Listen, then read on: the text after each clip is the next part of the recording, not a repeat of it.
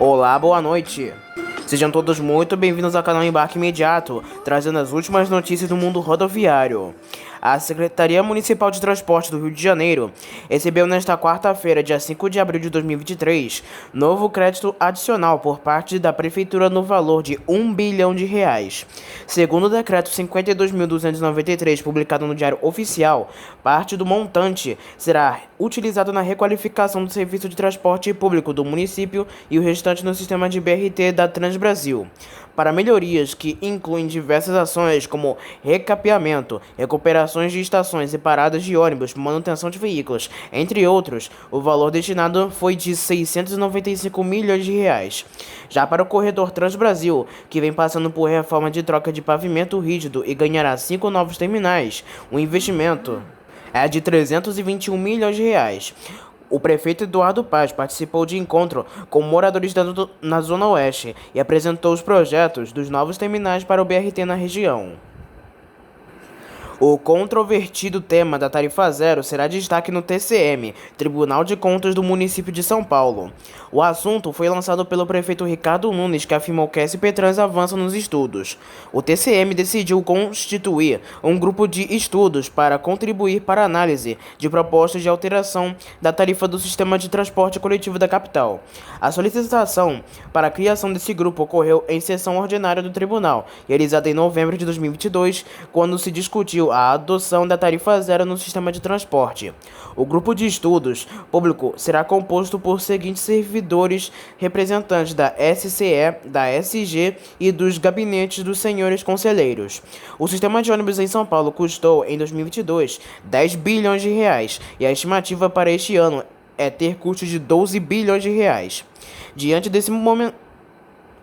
desse montante, a Prefeitura lançou a ideia de se discutir o subsídio a todo o sistema, o que poderia zerar o custo para o passageiro. No último dia 17 de março, a CETRAN, Secretaria Executiva de Transporte e Mobilidade Urbana, e a SP Trans publicaram a abertura de chamamento público destinado a coletar colaborações quanto à implantação do projeto Tarifa Zero no sistema de transporte coletivo de ônibus da capital. Depois de demitir 30% de seus funcionários em dezembro de 2022, a Buser, empresa de aplicativo de ônibus, repediu a dose agora. Conforme informações do site Layoffs Brasil, em publicação nesta segunda-feira, dia 3 de abril de 2023, 40 funcionários foram desligados. O Layoff Brasil é um banco de dados abertos para analisar o impacto das demissões em massa e ajudar profissionais na recolocação. Quanto ao número de demissões, a Buser não está falando publicamente. O que a reportagem apurou, contudo, é de que foi menor do que a informação que está circulando. Em contato com o site Diário do Transporte, a assessoria da Buser concorda que houve demissões, mas que foram desligamentos pontuais, sem citar a quantia. A informação é a de que os cortes acionados decorrem de uma reorganização pontual na área de tecnologia. Ao fazer o corte de cerca de 160 funcionários em dezembro do ano passado, a Buser atribuiu as demissões não somente ao mau momento para as startups de tecnologia, mas culpou a demora dos avanços regulatórios no setor de transporte rodoviário de passageiros, o que vem afetando diretamente o modelo de negócios da startup. A nota à imprensa da Buser foi a seguinte: a Buser informa que está reorganizando sua área de TET. Por isso, precisou fazer desligamentos pontuais de desenvolvedores entre estagiários e efetivos nesta segunda-feira, dia 3 de abril. A empresa busca uma melhoria contínua e sustentável de seus times, alinhada com as boas práticas de mercado. Isso inclui a chegada de novos profissionais de dimensões pontuais. Assessoria de imprensa da Buser. A Prefeitura de Magé, no Rio de Janeiro, realizou na noite desta última segunda-feira, dia 3 de abril, uma ação de fiscalização da empresa Iluminada para verificar se o acordo feito após o repasse do subsídio do governo federal está sendo cumprido. Na ação foram verificados itinerários, horários e condições dos veículos que prestam serviço. 2 ônibus tiveram que ser retirados de circulação por apresentarem defeito na rampa de acessibilidade e para-brisa trincado. Também foi verificado que as linhas 1003 Magé Magé Pau Grande, 1002 Piabetá Andorinhas e 1014 Piabetá Olária cumpriram o horário de saída do terminal de Piabetá, programado para as 11 horas da noite. A Prefeitura contratou um estudo da Universidade Federal do Rio de Janeiro para um balanço da atual condição da mobilidade urbana e do transporte coletivo da cidade. O secretário de Transporte, Junimar Borges, explica que a expectativa é que nos próximos 2 meses a administração municipal receba um diagnóstico preliminar para que seja feita a avaliação da necessidade de subsidiar o transporte público municipal. A frota era para ter sido trocada em 2017 e não foi. Também não tinha fiscalização e atualmente já tiramos quase 30 veículos de circulação. Não vamos parar até darmos um transporte de qualidade para a população. A empresa pediu um prazo de 30 dias para retornar com os horários diurnos, porque precisam realizar a manutenção dos veículos e contratar novos motoristas. Sabemos que está bem ruim, mas nesse período vamos apertá-los para que sejam cumpridos os acordos, declarou o secretário. Reformadoras de ônibus estão transformando modelos mais antigos da geração 7 da Marco Polo, lançada em 2009, com uma reestilização em 2018 no New G7 em veículos da geração 8, apresentados ao mercado em meados de 2021. A fabricante diz que já está tomando as medidas judiciais contra as reformadoras e as empresas de ônibus que contratam esses serviços. O site Diário do Transporte vem acompanhando nas últimas semanas anúncios de serviços que prometem essas transformações. Uma das reformadoras no interior paulista chegou a mostrar o antes e o depois. A identificação das empresas de transporte e das reformadoras não será divulgada neste momento, já que as apurações estão em curso, mas não é difícil encontrar os serviços. Alguns são feitos de uma maneira que, numa primeira visão, poderia enganar passageiros que pensam estar andando em ônibus novos, mas até mesmo profissionais. Já outros trabalhos são bem grosseiros e podem ser percebidos pelos olhares menos atentos. A Marco Polo, por meio de nota, informou ao Diário do Transporte que sabe do problema e já entrou na justiça. Segundo a fabricante, além de questões legais, como de propriedade industrial, as alterações não são feitas com as peças originais, que possuem identificações de série, o que pode representar riscos à segurança de passageiros, motoristas e demais pessoas e veículos que estão nas rodovias. A companhia alerta que a alteração do uso original das peças é uma prática ilegal, que ludibria os clientes, afeta a qualidade, a segurança e o atendimento das normas vigentes, além de comprometer o desempenho dos veículos. A Marco Polo já tomou as medidas legais cabíveis contra as empresas que estão adulterando nossos produtos, bem como aquelas que contratam estes serviços, notificando judicialmente os envolvidos a fim de coibir essas práticas, disse nota da Marco Polo ao Diário do Transporte. Um conjunto de faróis e lanternas, por exemplo, deve ter a luminosidade ou alcance estabelecidos por leis e normas nacionais. O mesmo ocorre com para-choques, frisos e partes da lataria, que precisam ter a deformidade correta em caso de colisões. Assim como ocorre com a indústria de carros, a Marco Polo grava em ônibus G8 a descrição da marca em itens como faróis e lanternas. Todo o processo de compra e substituição de peças exige que os números da série de itens a serem substituídos e os colocados no lugar sejam informados. A Aviação Águia Branca, empresa de transporte rodoviário de passageiros do grupo Águia Branca, prevê que durante o feriado de Páscoa, cerca de 12 mil passageiros embarquem em São Paulo. Foram programados 109 ônibus extras, um aumento de 45% em relação aos horários regulares. Contando as viagens de ida e volta, foram programados 204 ônibus extras para o período. Entre os destinos mais procurados estão Rio de Janeiro, Vitória no Espírito Santo, Viçosa em Minas Gerais e Vitória da Conquista na Bahia. Para o trajeto São Paulo-Rio de Janeiro, metade das passagens disponibilizadas já foram vendidas. Já a previsão para a Vitória no Espírito Santo, a empresa prevê que sejam realizadas 26 mil embarques, movimento 5% maior que o mesmo período do ano passado, e programou 132 ônibus extras. Ao considerar ida e volta, 257 horários extras foram disponibilizados. Entre os destinos mais procurados pelos passageiros estão Rio de Janeiro, São Paulo e Teixeira de Freitas, na Bahia. Passageiros que compram os bilhetes com antecedência pagam até 50% menos em comparação à compra feita na data do embarque. No site da Águia Branca é possível consultar os destinos e comprar as passagens, que também podem ser adquiridas em agências físicas pelo Zap Passagens, sistema de venda assistida via WhatsApp.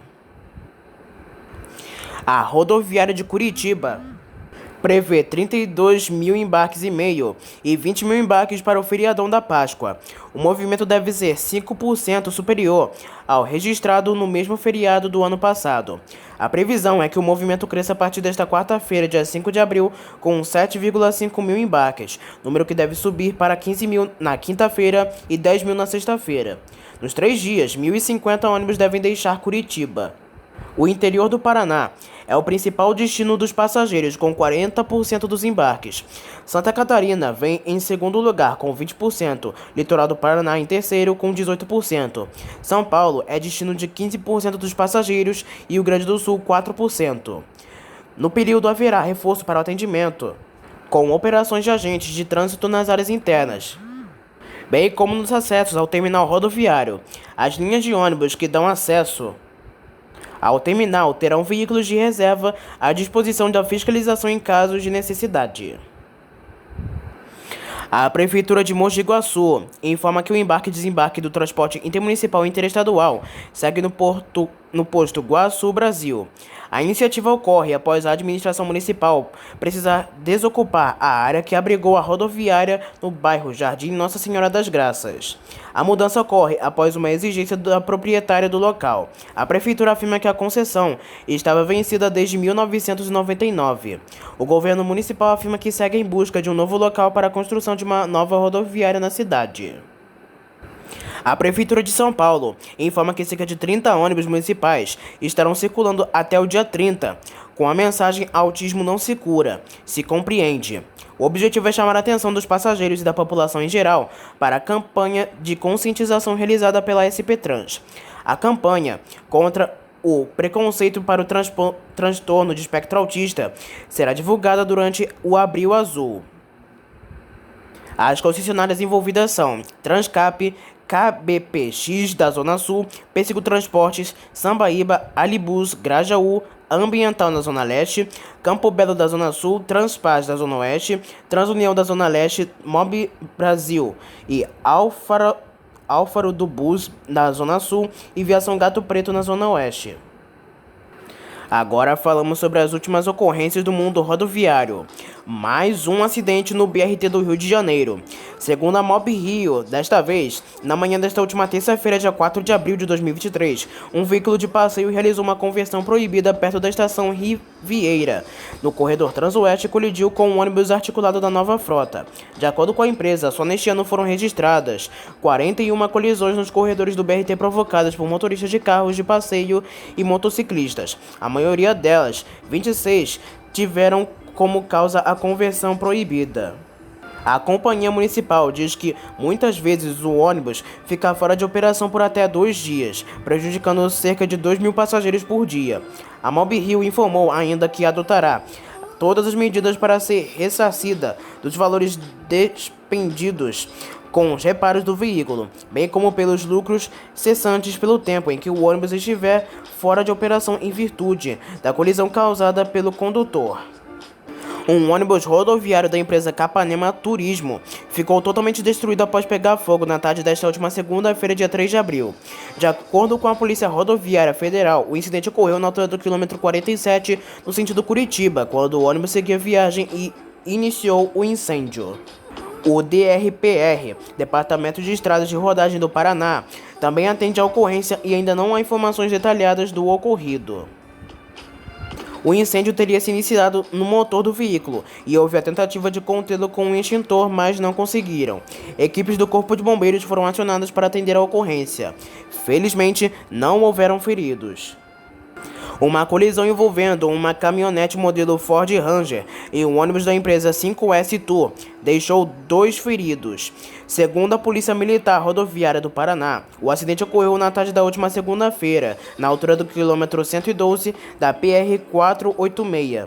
Um homem de 64 anos e outro de 50 anos, que estavam em cada um dos veículos, tiveram ferimentos leves. A dinâmica do acidente não foi informada. As causas deverão ser investigadas em breve. Um acidente envolvendo um ônibus urbano da empresa Capellini, a serviço da MTU, deixou 4 feridos em São Paulo. O acidente ocorreu por volta de 00:50 desta terça-feira, na altura do quilômetro 24,9 da rodovia Jornalista Francisco Aguirre Proença. O coletivo seguia fora de serviço e transportava funcionários quando houve a colisão contra uma carreta que seguia parada no acostamento. Agentes do Corpo de Bombeiros e do SAMU foram acionados para a ocorrência. 2 ônibus urbanos foram incendiados na noite desta última segunda-feira, na região metropolitana de São Paulo. O ataque aos coletivos teria sido uma retaliação a uma ocorrência policial no último domingo, dia 2 de abril, quando 2 bandidos morreram ao assaltar policiais. Um dos coletivos foi incendiado no corredor ABD, em Diadema, e outro no ponto final de Jordanópolis, em São Bernardo do Campo. De acordo com o Corpo de Bombeiros de São Paulo, não houve feridos e as chamas foram controladas por volta de 10:40 da noite. Um ônibus rodoviário da empresa que faz a linha municipal entre Itacoatiara e Manaus tombou na tarde desta última terça-feira. De acordo com a Polícia Militar do Amazonas, o acidente ocorreu na altura do quilômetro 27 da rodovia AM-040. Aos militares, o condutor do coletivo, que não teve sua identidade revelada, informou que perdeu o controle durante uma curva. No ônibus havia apenas um motorista e um auxiliar. O condutor teve um corte no braço. Os funcionários devem ser atendidos em uma unidade de saúde ainda nas próximas horas. Um micro-ônibus pegou fogo quando trafegava pela BR-381 na tarde desta terça-feira, como informa o Corpo de Bombeiros. Segundo a corporação, o incidente ocorreu na altura do quilômetro 442, no bairro Ravena, na cidade de Sabará, na região metropolitana de Belo Horizonte. A linha em que o ônibus fazia, assim como o número de passageiros no momento do incidente, não foram informados. Um acidente envolvendo um ônibus da aviação Saritu deixou ao menos 3 pessoas feridas. De acordo com o Corpo de Bombeiros de Minas Gerais, o ônibus bateu em um batalhão de polícia em Nova União, na região central de Minas Gerais. Entre os feridos estão um motorista do coletivo e 2 passageiros. Ambos tiveram ferimentos leves e foram encaminhados para a unidade de saúde. O funcionário da Saritu ficou preso às ferragens e o Corpo de Bombeiros precisou utilizar a técnica de resgate. Os demais passageiros foram retirados do ônibus através de uma janela. Acredita-se que o motorista possa ter passado mal. As causas do acidente deverão ser investigadas em breve. Um ônibus rodoviário da Real Expresso tombou na madrugada desta quinta, deixando 6 feridos. De acordo com o Corpo de Bombeiros de Goiás, o acidente ocorreu na rodovia estadual GO 118, em Teresina de Goiás, por volta das 4 horas da manhã. O coletivo saiu de Brasília e seguia viagem para o estado de Tocantins. Uma vítima ficou presa às ferragens. Os feridos foram atendidos no local e encaminhados para uma unidade de saúde na região. Ainda não há informações sobre as causas do acidente, mas as autoridades competentes investigam o caso. Um ônibus da empresa Real Auto Ônibus atropelou e matou 2 pessoas na manhã desta quarta-feira, no bairro de São Cristóvão, na zona norte do estado do Rio de Janeiro.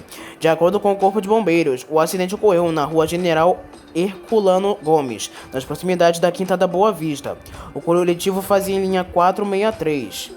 Que faz o trajeto Copacabana-São Cristóvão.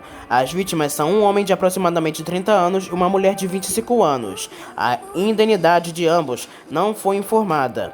Ao menos 2 faixas da via foram ocupadas no sentido Mangueira. Agentes da Polícia Militar também atendem a ocorrência. As vítimas estavam de bicicleta trafegando próxima da calçada quando esbarraram em uma pessoa em situação de rua e foram atropelados, como informam testemunhas. O motorista do coletivo foi encaminhado para prestar depoimento no 17º Departamento de Polícia de São Cristóvão. Saindo da capital e indo para a Baixada Fluminense, um ônibus identificado como Kleber da Conceição, de 39 anos, embarcou em um ônibus da Aviação União e em seguida ateou fogo no coletivo. O ato criminoso ocorreu na Avenida Brigadeiro Lima e Silva, no bairro 25 de Agosto, na região do centro, deixando alguns feridos. E segundo testemunhas, o criminoso embarcou no coletivo com uma garrafa de gasolina, jogou na esposa dele, que estava sentada na filha de 5 anos, e em seguida acendeu um fósforo. Em seguida, as chamas espalharam e atingiram outros passageiros. Segundo a Rádio Tupi, ao menos 6 pessoas se feriram sendo encaminhadas para o Hospital Moacir Rodrigues do Carmo. A criança de 5 anos foi atendida na unidade em estado grave. O bandido foi apreendido por populares e também encaminhado ao hospital.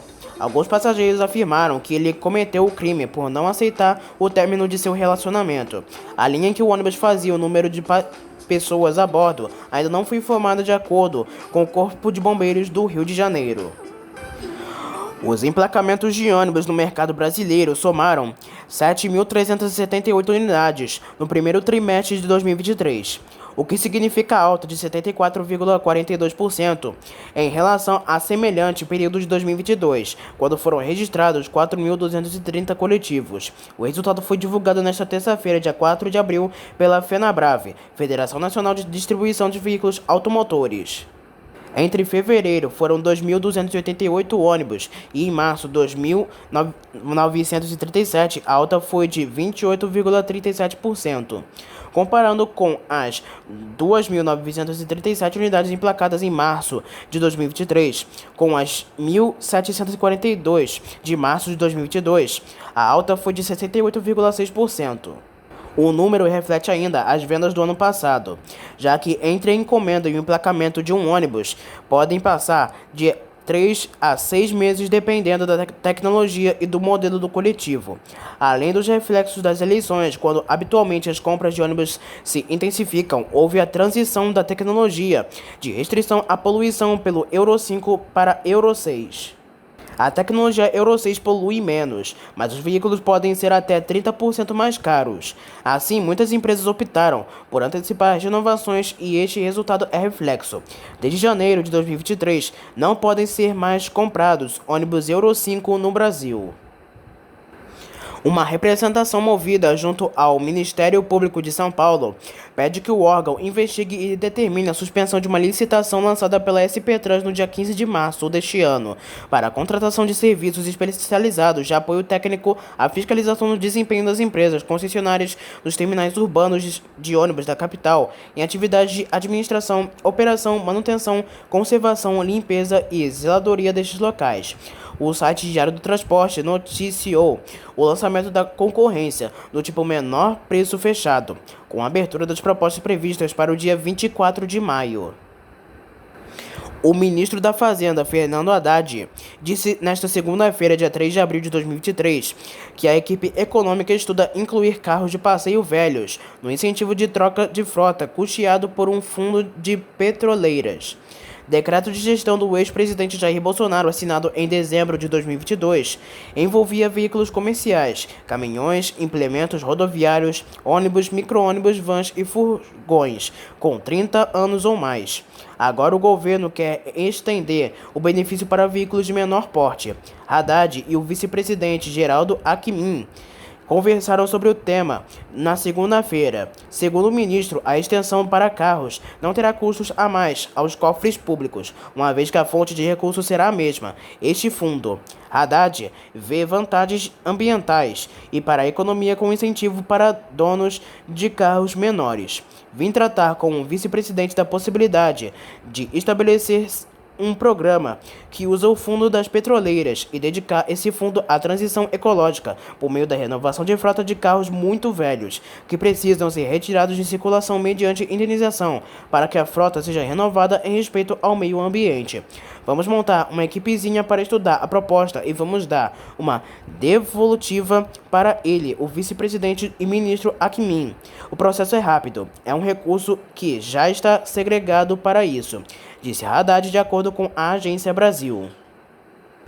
Foi apresentado nesta segunda-feira, dia 3 de abril, à Assembleia Legislativa da Bahia, um projeto de lei que pretende tornar obrigatória a oferta de assentos infantis em ônibus intermunicipais e estaduais.